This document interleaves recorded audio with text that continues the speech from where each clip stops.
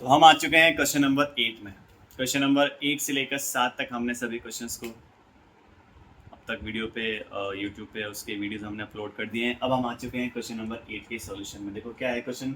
Show that the angles of an equilateral triangle are 60 degree each. आप इसको सीधा सीधा याद भी कर सकते हो एज ए स्टेटमेंट कि किसी भी इक्विलैटरल ट्रायंगल की बात करें, जब उसकी तीनों साइड्स आपस में इक्वल होंगी तो उसमें जितने भी एंगल्स हैं वो भी आपस में इक्वल हो जाएंगे। अब वो इक्वल कैसे होंगे वही हमको इस क्वेश्चन के अंदर समझना है। बहुत ईजी है, देखो सबका ध्यान करिए।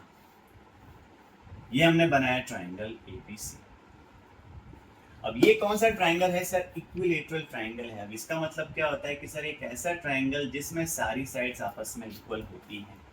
दैट्स इट, ये इस क्वेश्चन के अंदर करना था। ठीक है, अब इस क्वेश्चन का सॉल्यूशन करते हैं स्टार्ट। हमको क्वेश्चन की लैंग्वेज की स्टार्टिंग में ही बोल दिया कि भाई शो करो, मतलब गिवन तो सिर्फ ये है कि इक्विलैटरल ट्रायंगल है, तो आपको ऑलरेडी पता है। तो क्वेश्चन का सॉल्यूशन करते हैं स्टार्ट। नाउ हमको पता है कि ट्रायंगल के तीनों एंगल्स का सम होता है 180। Because since we are talking about right now angles, तो हम सीधे एंगल से स्टार्ट करेंगे। तो हमारे पास क्या है, सिंस वी नो कि angle A plus angle B plus angle C बराबर हो गया 180 के। बिकॉज ट्रायंगल के तीनों एंगल्स का सम 180, तो हम ये लिख देंगे। तो रीजन आ गया आपके सामने, एंगल सम प्रॉपर्टी। नाउ अब आपको पता है तीनों साइड्स इक्वल हैं, तो इनके जो ऑपोजिट एंगल्स हैं वो भी आपस में इक्वल होते हैं। तो आप क्या लिखोगे, इस साइड का ये वाला एंगल, इस साइड का ये वाला एंगल और इस साइड का ये वाला एंगल, मतलब ये तीनों एंगल्स आपस में इक्वल होंगे। तो we can say that in isosceles triangle angle A बराबर होता है एंगल बी के बराबर होता है सी।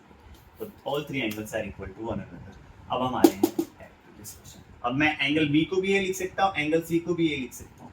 अब बी की टर्म्स में लेना चाहो सबको बी भी लिख सकते हो, सी की टर्म्स में लेना चाहो सबको सी लिख सकते हो। ठीक है, चॉइसेस जो आपको अगर एक एंगल की वैल्यू निकाल दी तो बाकी दोनों एंगल्स की वैल्यू भी वो सेम टू सेम हो जाएगी। अब हम आ रहे हैं वापस से इसके ऊपर। एंगल बी को भी मैं क्या लिख रहा हूँ, ए। एंगल सी को भी मैं क्या लिख रहा हूँ, एंगल। कितने A, thrice of angle A equal to 180। तो एंगल ए की वैल्यू क्या है, 180/3। तो यहाँ से एंगल ए आ गया बेटा 60 डिग्री। अब एंगल ए 60 डिग्री है तो बी भी 60 डिग्री हुआ, सी भी 60 डिग्री हुआ। तो we can say that angle B also 60, angle C also 60 degree. ये था हमारा एक्सरसाइज 7.2 का क्वेश्चन नंबर 8 का सॉल्यूशन। आई होप आपको समझ में आया होगा। अब हम बात करेंगे एक्सरसाइज 7.3 की in upcoming videos. Thank you so much for watching.